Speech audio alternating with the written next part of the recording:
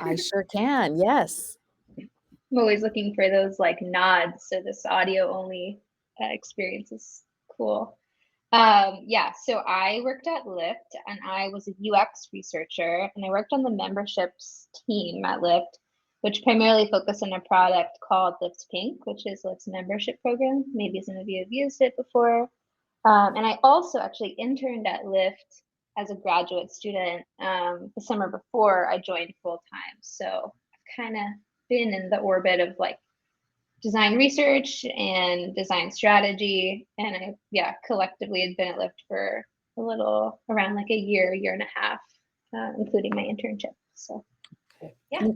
And can you share with us, how did you find out, like, what was the process of when you were laid off? Yeah, it's a funny little story, but I don't typically check my email in the morning, but I was headed out the door pretty early. It was like maybe 8:15, and I was headed to this voice lesson that I was just doing for fun. It was like early morning on like a Thursday, and I was like, I'm just gonna sneak away to this voice lesson. And on the way there, I got an email, and it was like obscurely and spookily titled, I believe, and Mm, it was something about like an update, and I was like, oh no, uh-oh. And I think it was like your role at Lyft or something. And I saw oh, that, and the first, I think it's like the first or second sentence, it's like bolded, underlined, like you no longer have a role here. And I was like, whoa, oh my gosh, that's crazy. And just, yeah, called my other friend that worked at Lyft and was like, hey, I just got laid off. Did you get laid off? And she was like, let me check my email. 3 seconds later, yes, I also got laid off. So we kind of okay. experienced that together. Yeah. Yeah, so sounds like you're, it's surprised is basically how you is that correct? Yeah. Yeah. The night before, actually, I was like weirdly like late night LinkedIn scrolling, and I saw that Chime had layoffs, and I was like, I wonder if I'm gonna get laid off. And then like the next morning, the universe was like, yes, your Yeah. inkling was correct. And could you, if you don't mind sharing with the audience, like, what were your first thoughts when this happened? What went through your head? Hmm. This might be a bit controversial, but I think that my first feeling was actually a little bit of relief. And I say that knowing that there's maybe some people I worked with on the call that could be surprised to hear that. Mm, But I had felt a little bit of just like, I don't know what I want to do with my life feelings beforehand. So I was a little bit, for a brief moment, relieved. And I also had a really busy day that day. I had like two surveys launching, I had like interviews, I had back to back meetings, and it was like all of a sudden, all of that was dissolved. And I was just so prepared for that day. So I mm, was like, what do I do with all of this like adrenaline and energy for the day now? But yeah, and then I was like, oh no, what's happening in the world? Like if yeah. this is happening to me, it's happened to other people. And I was just kind of like, yeah, I was sort of feeling like there's a moment that a collective moment happening, and Yeah. just watching all that unfold. And so it sounds like you received the notification and then it was just like all work halted. There was no kind Hmm. of, yeah, okay. Yeah, Yeah, and then it was like, say your goodbyes, you'll be out of Slack by like 4 p.m. So it was like a little bit of a mad dash to be like, bye, I really cared about you while we were working together. Here's my email. Hope yeah, we yeah, cross paths again. yeah. And can you share with us, like, what surprised you the most about this experience? Have you been laid off before? Was this your first time? Actually, I had been laid off before. My very first job, I got laid off, and it was working for a public health nonprofit that was a little bit struggling at the time. So there was a little bit of like, this isn't my first rodeo. Yeah. um, but I think I cared about this job more than that, and I really was just not ready to say goodbye to the community of people that I worked with. Like that was sort of like, I think that was the most difficult part of like, oh wow, I always thought if I left, there would be a lot of preparation. I would have a lot of time to like say my goodbyes and feel the feelings. But the abrupt goodbye to like some of my closest friends, truly, at least in a work context, was like a bit shocking. Yeah, and those relationships are so important in the workplace. I imagine, that that felt kind Hmm. of, like, stunned almost. Yeah, absolutely. Yeah, just like, oh wow, I'm not really ready to say goodbye to you. Like, I'll move on from like the work context and I'll find some meaning elsewhere in that way.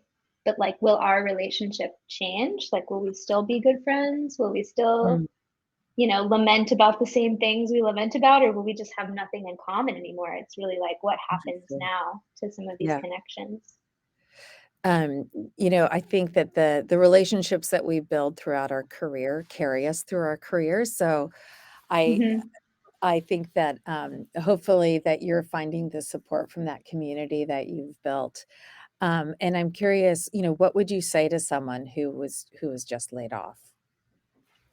Ooh, I would say, acknowledging like the privilege and blessing of something as severance, I think that's also really, Mm, affected my experience. Like my first layoff, I didn't really have severance. I think I just sort of got like paid out whatever it was for like the time. And I don't know, maybe it was like a week. It was just very minuscule. And I think Lyft has been really generous with the severance. And so um, I'm sort of looking at this time as like an opportunity to really figure out, at least in a more meaningful way, like what gets me going. Cause like I was feeling a little, I don't know, I was just feeling some dissonance in my life and some of the work I was doing, I wasn't really that like excited about. And yeah, so I'm sort of like, I would say to someone just now getting laid off, to my partner actually, who just got laid off like 2 hours ago oh, while we're in wild. Paris for his work trip, and it starts on Monday. They were like, "Oh, we sent you to Paris, but actually you're laid off." So, Ugh. have fun with that. He's on the call actually. But what I'm saying to him is like, this is an opportunity to like, I think, get even more clarity for you professionally and like your goals and things like that. And it's been that for me. Like, I've really been like, I actually didn't really like this one aspect of my work. And I think I would like this more. So I'm going to try to move my energy more in that direction. And that's just really been it. I can't, that's been a huge blessing, honestly, because I was feeling a bit restricted, I think, in my previous role. But I Yeah. also acknowledge that that's not the case for everyone. Like some people are like, this is my dream job, and I lost it. Um, so, yeah. And, not to put your partner on the spot, would your partner like to join us on this conversation since this is so incredibly timely that it just happened? Yeah, I think he would. He's prepared to do so, and since it's so fresh, I think he's got more raw, sort of a raw take on it. I've had like a couple of weeks to digest more, so yeah, I don't know Great. how we would How do we do do that? I think that. if you I apologize, what's your partner's name? Oh, Sahil Tohan. So Sahil. Saahil. Okay, Sahil, if you wanna raise your hand, and then we will admit you. Let's see if that works. There you are, I see you. Let's see. Okay, looks like you just joined us. How are you Love the doing? spontaneity. Yeah. So, Sahil, uh, you know, thank you for joining us 2 hours, after being laid off and can't believe, kind of the irony of this. How are you doing? I don't know. There's a lot of emotions for sure. It's my first experience um, being laid off in my career, so definitely it's definitely odd, because you hear about a lot of this on LinkedIn and in your network, obviously on the news. So we it's all there, and then when Kate got laid off a few weeks ago, it definitely was the hit close to home, but Mhm. now it's like the dart has hit me, so Mm, there's no running from it. yeah. Um, but yeah, I think it's a lot of processing, and again, like we're not even in the US right now, so it's an interesting time to hear the news, but overall, I think, yeah, I mean, yeah, I guess there's the only permanence, right, is that there's always gonna be change, so I'm trying to just, like, keep that motto in myself, but there's a lot of, just confusion, I would say, and it was a very quick, and I felt like it was a very quick process where I had no idea, and then, um, lost access to, systems pretty quickly, so it is very odd, I would say the least. Like you have your whole day planned and with work and all, and then it's just all stripped away. But Yeah. I have a very supportive partner, so that's made it easier. Aw.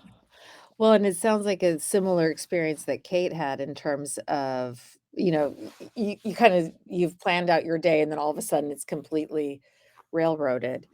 Um, Right. and I imagine that plane ride home will be hard. Um, and it's great that you have the support from Kate and I know this is such fresh news, but will this change your plans after I think you said the offsite was supposed to be on Monday? Have you guys thought about what are you going to stay and enjoy some time in Paris, or will you get back home? I think we'll probably just enjoy and um, just Oh, because we're definitely. we're already here. At this point, it's like you might as well just have a nice week. You get time back. I think that's something that I realized. Yeah, it's like you get that time back in a way, which is something you give up obviously when you're working, and I think that's something we're always trying to strive for, right? That work-life balance is different for everyone, but now there isn't no balance. Now it's just life. There's no work for Yeah. me at the And, moment, and so now I don't have to feel rushed in museums. We'll spend like 5 hours instead of like Oh, two. see, there are bonuses to this. no, it's Yeah. definitely the timing with the holidays and all. So it's unique, Yeah. but no, I'm not the only one. Could Yeah. always. Well, I guess there is a silver lining in terms of Kate's there with you, plus I imagine your if your colleagues were there, Kate was talking about the, relationships that are built at work and you know, kind of being able to lean on those, I think is really important. Um, and uh, yeah, so thank you for joining us. Kind of off the cuff. I imagine you're still processing and have a lot to think about. But it does sound like you have a great partner to help you through this. Of Um, course. He so does. yeah, good. Yeah. Um, all right, I'm gonna have Sahil, please, stay on if you don't mind. I'm Sure. gonna ask some of the same questions. I'm gonna pass it over to Alfonso. Alfonso, if you want to share with us kind of what your role was at Twitter, and just the experience that you went through. Sure. And before I go through that, just Sahil, uh, major, major love and positive energy, and hopefully somebody who's listening to this can scoop you up really fast. Really sorry to hear about that. But Kate, enjoy those Sweet. museums. That sounds amazing. Aw, thanks, Alfonso. Thank Sweet. you. Yeah, so I up until 4 weeks ago was the global head of social and editorial at Twitter. So more specifically, we were Twitter for Twitter. We were the voice of Twitter music, Twitter gaming, Twitter sports on the platform, and then sort of oversaw all the social marketing, the content, and social insights for the entire company. Wow, that's a big job, and you have this obviously is being hosted off of our LinkedIn company page, and the social team is pulled this together, and I always marvel at the social teams of social platforms. So big job that you had. And obviously, we've heard a lot in the press about what's going on, and would just love to hear kind of your personal, your thoughts and reactions and how you've processed the experience. I think would be helpful for people to hear that. Sure, yeah, and of course, shout out to Melanie and Scott, who've been amazing, and I'm quite familiar with this, as you guys call it, audio event. I will try not to call it a space while I'm up here, but yeah, this is great. Thank you for including me. Yeah, it's been weird at Twitter. I think this year has been on top of just the general uncertainty around the economic downturn and the things that we kind of knew were happening. We've obviously had to deal with so much happening in the press around our company, and I'm sure everybody's feeling it, especially around the holidays when all your family members are hearing stuff and they're worried for you and they're texting you, and we have had that for quite some time. And so I think it has been extremely emotionally taxing, just to be honest. And I think sometimes we're finding out things in the press before we hear about them from our own company, which is extremely stressful. And then as a people manager, um, that's even harder because I want to try to provide some semblance of stability and support, and at least as much transparency as I can, while also not trying to be depressing, with Mhm. certain situations. So yeah, it's been a challenge, I can say, for quite some time. And what, like, if you had to think about what was, kind of the most important thing you've learned from this experience, what do you think that would be?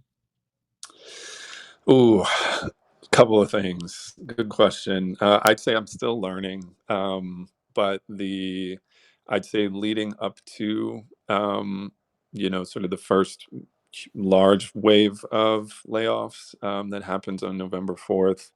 I think it taught me a lot about the kind of leader that I want to be in future roles and future endeavors that I have, especially in times of uncertainty. There's sort of I think there can be sort of a habit of wanting to not much, or not communicate, especially if you have a large organization. And we were dealing with a variety of challenges that I won't get into here, but um, just oversharing and communicating and being present, especially from a leadership standpoint, really goes a long way. And so that's something that hopefully I don't have to deal with stuff in the future like that, but probably will in some form. And I'm definitely going to err on the side of being more communicative rather than less, I'd say, is the number one thing. And then, yeah, post for me, I think, everybody's situation is so different. Some people have children, some people are taking care of their parents, some folks have visas that are tied to their jobs, some won't have severance, some don't have the savings. So all these factors kind of, I think, weigh into how you process sort of change, which alone is challenging. But I think the thing that I'm also taking away from it is not to compare myself, and I'm encouraging a lot of my former team members afterwards not to compare themselves to anyone. Everybody goes through this process at a different pace, and some people were ready to tackle the next thing. Some people might need some time if they can have that luxury to just process and think about what's next. So those are the two big things. I think that such great advice, and I think that, it's usually in these hardest moments that you learn the most about how you want to be and how you wanna lead, and sometimes it's hard to kind of process that during the moment, so I think that's really, valuable, and, yeah, that transparency and communication, I think that, that's, and it's challenging during layoffs, if you're part of that process and, holding some of the having to hold some of the information and guiding people. But I think that, like I keep coming back to in terms of the relationships and have you and your team, stayed pretty close during this and sounds like have put a lot of stock into those relationships? Yeah, absolutely. I think maybe partly because of the unique dynamics and personalities involved. There's been kind of, I would say, maybe a little bit of an outside Mhm, emphasis on ex Twitter employees and what we call ourselves tweeps in general. mhm. So yeah, it's an incredibly strong network, and we're actually really blessed for people who have worked at Twitter, people who were part of the recent layoffs, all of that. We've stayed in really close contact. I have, honestly, I felt sort of like a mama bear kind of right after everything happened. I kind of just like sprung into action. I will plug you guys here at LinkedIn. I drafted like several posts and, listing out everybody's capabilities, and, Yeah, me and my colleagues putting together spreadsheets. And, I think that does really help. It creates a sense of community and, a protectiveness. And I've spent most of my most of my time, since this, just trying to help people get jobs, and at Twitter, but also not at Twitter too. So yeah, I think that goes a long way. yeah, yeah, that it's these times that the community really comes together. And what would you say to someone who just got laid off? What would your advice be? I would say two things, and I've been telling folks this. I think kind of what I was getting at earlier a little bit about just not comparing your experience to other people's. Some people are, you know, going to pop right back up and get a new thing. Some people are going to take some time. Some people are going to, pivot in a completely different way. All of that's okay. And I think there's also, especially if you've been in a role for a while, even if you may not think you loved it, if you loved it, or maybe you don't think you loved it, there's a mourning period. Mm, It takes time, mhm, and to just be graceful with yourself. And then I think the second thing I've been doing is just hyping people up. We've been doing, our version of this on Twitter. I was doing, we called it tweet therapy. And so we just hold a space for people to come and share things that they appreciated about their work. We didn't get a chance, most of us, to say goodbye, or mhm, so many people getting laid off at once. So that's actually been, so many people have reached out to me and say thank you for, hosting this space, and making sure that people could like reflect positively on what they've enjoyed, about their time, and not just leave in sort of this madness and this chaos. So I'd say those are the two things. And I'm super, super optimistic, anyone that knows me. So I think all things happen for a reason. And really, it's a challenge. There's a lot going on, but I think amazing things are going to come out of this moment, for sure. well, and I just love your point about not comparing yourself, and I think that extends beyond layoffs too, right? People's different career journeys and, opportunities. I think that is, such great advice. Um, and I'm going to, now ask Brian, and obviously, Kate, Sahil, and Alfonso, I'm gonna ask you more questions later, but would love to hear from Brian, who was just, recently laid off from Meta, and would like to hear about your experience. What how did you find out? How did you process it? Can you give us a little, background on, what you did at Meta and kind of that journey? Yeah, happy to. So I'm Brian. I was on the candidate experience team at Meta, where what you'd call pretty much anywhere else recruiting coordination. And I led a team of coordinators that supported executive candidate experience on the tech side of the house. Really fun role. It was interesting. We heard a lot about what was potentially going to happen at Meta externally. Mm, We weren't hearing a lot internally other than like, we'll update you when we can. And so, it was like it was like a Wednesday morning, and the email I think went out around like, or it was a workplace post or like our internal work posts, and it was like a 3 a.m. post. Because they had to hit our East Coast friends and mhm, coworkers. And so that's when the email started rolling through. And so you were, by 7 a.m., your local time, you would have been informed whether or not you were impacted by the layoff. And so that's how we all kind of found out. So, refreshing your email, talking to your teammates, and then saw the email come through from, I think it was like a like meta leadership team or something like that, letting us know that my role's been impacted, and then what next steps look like. Okay. And so were you taken by surprise? It sounds like you knew, obviously knew something was happening. Were you surprised that your particular role was impacted? Yeah, a little bit of both. I saw a little bit of the writing on the wall, especially with what news outlets were reporting about Meta. Um, and then being in talent acquisition and recruiting were mainly like notoriously the first couple of teams to get impacted through layoffs. My team was still pretty busy. The coordinators that I supported and led, had interviews that day happening. So my team felt still pretty busy. And Yeah. so, there's always that, back in your head of, is it going to be me? Is it based on role? And, looking around at the folks who were also impacted, it truly was an overstaff of 2022. Mm, okay. And have you ever been laid off before? Yes, I was impacted with the Dropbox layoffs. I think it was January 2021. Okay. And was the experience different? Like, what did you learn from the Dropbox experience that you were able to apply to this experience?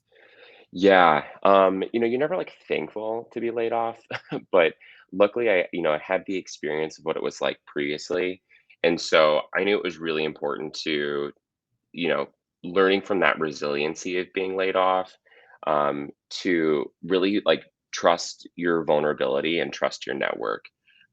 So the moment I got the email, the first thing I did was throw up my green banner on LinkedIn. Mm, I thought it was important to let folks know and to remove some of that like potential shame that can come from mhm, being impacted from a layoff, mhm, and let others know that like while I was impacted, I'm excited about my next opportunity. And that first week saw like such uh, a nice welcoming presence from my network, who like were really willing to like reach out and help me with roles that they heard about or could connect me with someone else. So was really thankful of, while it's so challenging to be vulnerable, to like really trust that like you're not there's others going through this too, and your network's here to support you. yeah. And for those who aren't familiar with Brian was talking about, it's the open to work banner that you can put on your profile. And I think that you're spot on in terms of that stigma of being laid off. One of the silver linings from COVID is that it normalized people either being laid off or needing to take time off of work. And I think that it's I know that you said that it's hard being vulnerable, and absolutely is. And it's also wonderful to see that kind of that mindset that um of trying to hide a layoff or something is people get it. And it's Hmm. not because of the individual, it's because of the business, and it's not about your performance. But it's still, I mean, and I'm curious, like, how much of your like identity was wrapped up with what you did with work. You know, I I started with Meta in January. And so, I was just I was getting momentum throughout the year as, we went through our ups and downs. And there is a lot of like, it's how you spend most of your time during the week, right? Is, 40 plus hours potentially like with your focus on your, within my role, focus on my candidates, focus on my direct reports. So it was, there's a lot of that about you. But the moment you get that notification and you like lose access, you Mm, kind of realize you're like, what are your passion points? mhm. And that like, you were a part of a journey, and there's things that I've learned at Meta that I'm really excited to apply to future roles. But made sure to kind of decouple that like I'm not just about Meta, that like Mm. I'm a person who was supporting Meta's work. Yeah, yeah. It's about your career as opposed to that job. Correct. Um, And so what's interesting is so Brian and Alfonso, you both you heard about this like playing out in the press. And so you had that, in terms of the layoffs. And then also what's similar with what Kate was talking about was just that kind of immediacy that felt very startling, and same with Sahil. And I'm going to kick this back to Kate and ask, what should companies think about when they're undergoing layoffs? Like, if you were the person having to make that decision, would you do something differently? Yeah, that's that's super interesting because I actually have been introspecting on that a lot. Just like the day and the moment. What was sort of unique about that day for me was that I was actually going into the office in San Francisco, which is like, I guess they just call themselves like flex, and you can sort of like work from anywhere, but if you want to go into one of the offices, you can. And so that was something I liked, and I planned to go in that day. So I continued with that plan. Like I went in like it was like the last day of high school, or like, the last day of like lunch in the office, and the people that were there, it was just like, I might not see these people again in the same place for a long time, or maybe even ever. So I think that if I hadn't gone into the office that day and it was just a completely like, all right, I shut the laptop and it's goodbye forever, that would have been like weird and painful. And I acknowledge that that is the experience for a lot of people. So I guess like if I were to give advice to companies, I don't know exactly how to articulate it, but it would just to be like mindful of that experience. Um, a lot of this remote work, especially, is just being primarily facilitated like through a screen. And then when the screen is gone, it's like, Yeah. I don't know, how do you make it feel less weird and less immediate and abrupt? I still think it was just very stressful to be like, all right, and you're locked out of everything in a few hours. So you have to say your goodbyes and get, your the emails of like your favorite colleagues, and you need to retrieve whatever like non-proprietary data you can retrieve from your Google Drive so that you have like a chance at sharing your work for a next role. And you need to like do all this HR packet stuff, and it was just, yeah, I think that that's weird. And I think that I would have wanted the like more of a one-on-one kind of experience rather than like an email. Like you no longer have a role, sort of like impersonally. Now you have to do all this stuff. Like you might be grieving, but you got to do this checklist. You got to get your grief in order and finish this checklist before 4 p.m. And Yeah. like, it was just sort of the onus was on people if they wanted to reach out. And a lot of people did reach out, but I don't know. I would just, I guess, think about like a more personalized type of experience you could have, especially when it is remote. So that'd be my advice. Yeah. And Brian, what would you do if you were is there anything you would do differently if you were the person having to make these decisions and execute it? Yeah, I mean, it's tough.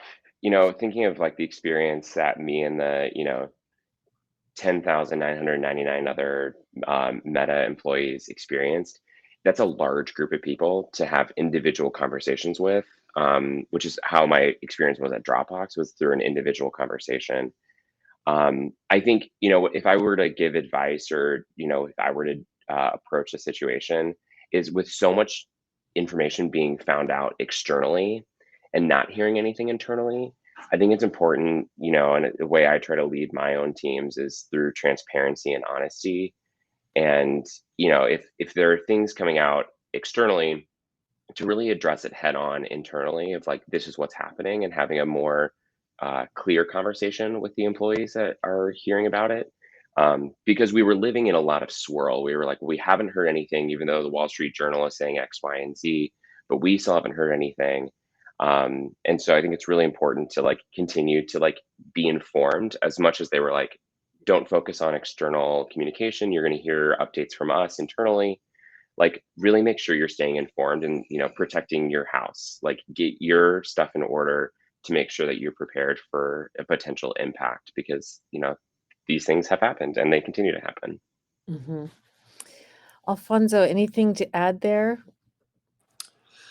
Um, Yeah, I think just to build on what Brian's getting at, because obviously we can relate, I think senior leadership at the very top needs to communicate and listen. This is hard. It's never gonna, it's no one's ever going to be happy with the way these things are sort of handled. But I think when your topmost leadership is communicating frequently, empathetically, and has actual clarity on why things are happening, as much as possible, even to the point where it may seem like there's just non updates. I think that's just going to go further, not just with, I think maintaining trust with, the people. I mean, trust is a hard word to say, but like the people who are going to be let go are going to, it's going to be really hard on them, but how they're treated on the way out, especially when it's a large group, is really going to stay with them for a long time. But also for the people who are not impacted directly, right? They're still impacted in the sense that like they have to, adjust and try and normalize after Yeah. all of that happens. And Yeah. so I think all those things really, really matter, and come down to how it comes from the top. Yeah, it is such a good point that everyone is impacted, right? There's the people who are laid off, there are the people who are staying, and then there's that, you know, the kind of that feeling of like, I was able to keep my job, and Kate, you talked a lot about the relationships, and I think it makes it complicated. Um, Alfonso, what do you think the biggest misconception people have about being laid off? Oh, um, that's a question. Biggest misconception. Um, I mean, I think that's it. It's hard to say in general what, um, that might be, given there's so many different lenses that people I'm sure are viewing this through. I think probably right now, and this is maybe a little harsh to say, but like this isn't just tech. This is everything. We're going through it. Obviously, collectively at this moment, it's so many different, parts of the global economy are. This is, something we're all going to have to figure out how to ride through. But I would say, you know also that it's not the end of the world in any way, shape, or form, and it's definitely not automatically a negative thing, even Mhm. if again you have dependents or financial pressures or your visa.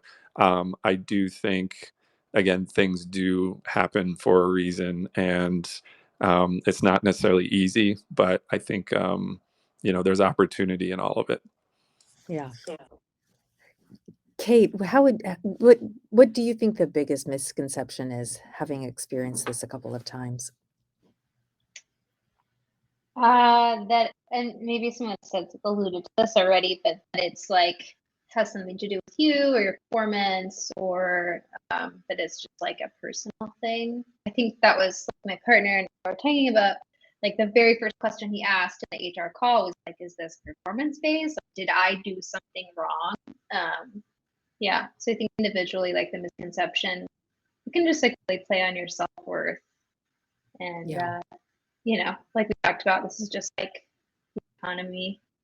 Yeah. Just, Yeah. It's yeah, not, yeah. And so Kate, speaking which, so how are you taking care of your mental and physical health at this time? that's a great question. I don't know, advantages, if that's the word you want to use, of this experience is like had a little bit more time for introspection. And I think that, to someone's point earlier, like what their identity is, I think maybe it was Brian talking about like, I am not Meta, just like support Meta's work. It really, even that statement, like I was like, man, I really seek work that I can just get lost in.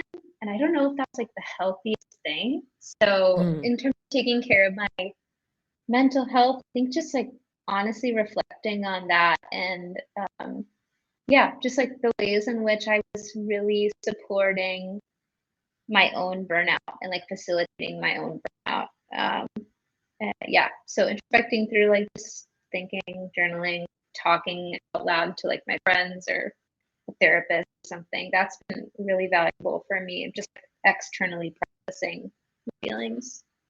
Yeah, yeah, and again, and another theme that we're seeing here is that, the job that you've left, that's not you as a person, and it Mm-hmm. doesn't change your career and in terms of like the skills that you're acquiring and kind of where you want to go. I think that's really valuable insight there. And Brian, can you help us? Sorry, my computer just reminded me that we have 15 more minutes. You know, eh, how have you been occupying your time? Yeah, I'm trying to keep it, you know, the day I got laid off, I'm trying to keep it very balanced of like this is my new job and to respect work hours. So really trying to make sure to keep it to a, 9 to 5. I try to keep, like LinkedIn when I'm checking LinkedIn, I mute it over the weekends because it's really easy just to be or on like after hours too, to like be sitting scrolling through the jobs board, kind of going through my network after hours. So to try to keep that balance so I'm not just swirling around like finding my next opportunity. Um, as well as like, when I do have busier days, whether it's like talking to hiring managers, prepping for an interview, if I'm feeling burnt out, like shutting the laptop, putting my phone down, and doing things I enjoy, which is, hanging out with my dogs and my partner, or like playing video games, just like trying to give myself mental breaks to make sure I'm not overloading myself into that swirl. Hmm. It's, and I think that I love the advice in terms of like having like treating it like a job in terms of making space for yourself and having goals of like, okay, I'm going to reach out to these many people and I'm going to spend this much time, but you don't want to do what you were doing in your job where you're getting so sucked into it. And I think that creating that mental space is so incredibly important. Alfonso, would love to hear from you. What are you doing to take care of your mental and physical health at this time? Yeah. I don't know if it's been taking, it feels like it's helping. It's just honestly trying to help other people. I know that sounds obnoxious, but it really has been really activating to try and just, connect people with different opportunities, of course, on my team and on other teams. And it sort of gives, some structure and all of that to this day. I've also really been focused on, just taking a moment to kind of reset and learn some new things and explore some new projects. I've found this moment to be extremely clarifying. I think Brian kind of mentioned it earlier, where I was like, oh, this is what I'm doing next. Okay, let's do it. So Mhm. I've had like a ton of energy. Ironically, I felt like I was shot out of a cannon. So I feel fantastic. And it was my birthday this week, so I'm Oh, having a big party this Saturday. Everybody's invited, and you just have to Happy bring food, birthday! and that's it. that's awesome. Bring food. I love that. I have no job. Come bring me food. Thank you. Exactly. Cook for me. Yes. As you should. All right, I'm gonna ask one final question for each of our guests, and that is if someone who's listening is going through this right now, and Sahil, I know that you are, like you were just literally informed 2 hours ago, so you have a 2 hour advantage. What is the most important like self-care you would provide to someone in that moment when they heard the news? And I'll start with Sahil. I think I would just. I think empathy is really important, and just bringing in like a human aspect of it, versus it just being like focused on the administrative sides of like, your equipment return and like, maybe your severance, whatever it might be. Just like I think um speaking more about like the human relationships that were built and that side, I think I think a lot of the times, like we hear, like, oh, like this, not my company, but or that I used to work for, but just in general, like, the place we work is like a family, or it's like this Mm, culture is very fam. I think that family word gets thrown around a lot, and I think when these things happen, that part is forgotten, and it's more like on to the next, check it off a list versus um, having that human compassion and that empathy and just being real. I think that's a lot of what is missed, I feel like, in these interactions, especially when there's like departures. So that's what I would say, like when you're hiring people, that's shown more often, whether that's like the honeymoon phase and you're trying to mm, acquire talent, but then when these things happen, it's all forgotten. So mm. that's just what I would say. Bring more of the human element Human. into the Yeah. conversation. And Kate, how about you? Yeah, I would say like, ooh, that like immediately, like when I was sort of using this, I was like, oh, okay, time to go through like the stages of grief now. Like just being honest with yourself that this is like, for some people and a lot of people, like this is a trauma and needing to just go through being honest with yourself that like grief is weird. Like some moments you're gonna be laughing, like, I can't believe this happened while I'm in Paris before an offsite. This is crazy. And then sometimes you're going to be angry or confused or like maybe because I said this one thing in a meeting and they didn't like me yeah. So being honest with yourself about just like you've got to probably embark on a weird grief roller coaster. Yeah. Yeah. Brian, how about you? Yeah, I mean, echoing what everyone else has said, but I'd also add to like trust the vulnerability that, you're not alone in this, and like you need to take time to process this new information. No one goes through change easily. And if you do, please hit me up and tell me how you do that. But I think it's important to, yeah, trust that vulnerability, know that, you have the space to understand, where you want to go next. You have an opportunity to be choosy, and really like think through how you want to spend what your next play is going to be. Mhm. Um, so really, being open, saying yes to opportunities as they come in, but also really leaning into your network too, because that's what have been surprised about going through this layoff, is how welcoming the network has been, to help you get back up. Yeah. Alfonso, any parting words for the audience? Um, one quote that came to mind actually right after it happened was, I think it was like an old ancient Roman philosopher, but they said, they tried to bury us, but they didn't know we were seeds. That's been giving Mm. me energy throughout all of this. So I think if anybody's been impacted, know that you're seeds and something amazing is going to grow after this. Fully believe Wow. that. Um, I incredibly profound. I don't know how to follow up on that one. I think that that is a beautiful way to think about it. I want to thank our guests for joining, sharing your stories, your vulnerability, your advice in terms of how to manage through this. And I think the most, and kind of what I took from this is that those relationships are so important, and the stigma of being laid off is going away, and your community there is there to help you, and so including this community right here. So thank you again.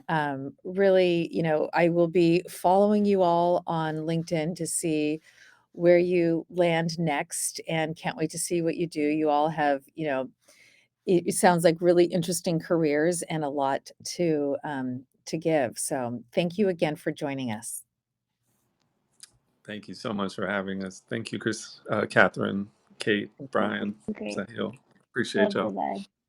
Yeah, thanks everyone. Bye.